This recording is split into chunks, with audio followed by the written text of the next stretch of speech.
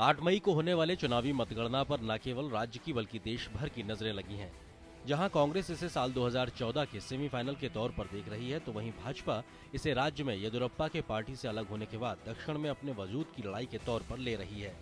पिछली बार के विधानसभा चुनाव में बीजेपी ने 33.86% वोट लेकर 110 सीटों पर कब्जा किया था, तो वहीं कांग्रेस को भाजपा से करीब 1% ज्यादा 34.76% वोट मिलने के बाद भी महज 80 सीटों पर संतोष करना पड़ा था।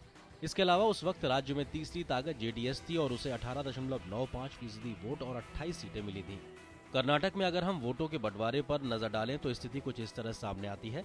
लिंगायत राज्य की 73 सीटों पर सबसे बड़ा वोट बैंक है और साथ ही ये राज्य के उत्तरी हिस्से की 31 सीटों पर वोट बैंक के लिहाज से दूसरे नंबर पर आते हैं और क्षेत्र में निर्णायक भूमिका में है। ओकालिंगा समुदाय का पुराने मैसूर के क्षेत्र में 43 सीटों पर सबसे बड़ा वोट बैंक है और 18 सीटों पर दूसरे सबसे बड़े वोट बैंक के रूप में मौजूद है।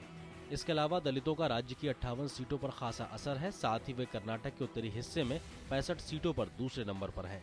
राज्य में मुस्लिमों की 10% आबादी है और ये 25 सीटों पर दूसरे नंबर पर हैं और 33 सीटों पर तीसरे नंबर पर निर्णायक स्थिति में हैं और इनका सेंट्रल कर्नाटक में खासा प्रभाव देखा जा रहा है।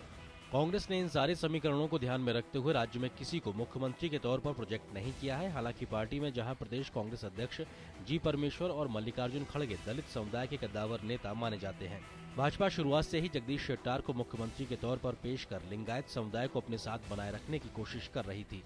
लेकिन इस बार की बदली हुई स्थितियों में समीकरण बिल्कुल अलग है। इस बार बीजेपी से अलग हुए येदियुरप्पा की पार्टी अलग से ताल ठोक रही है।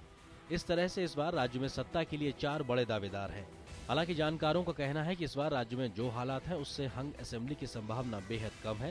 ये जरूर हो सकता है कि जिस तरह से पिछली बार बीजेपी को 110 सीटें मिली थी, वैसे ही इस बार भी सबसे अधिक सीट पाने वाली पार्टी को बहुमत के आसपास का आंकड़ा ही मिले।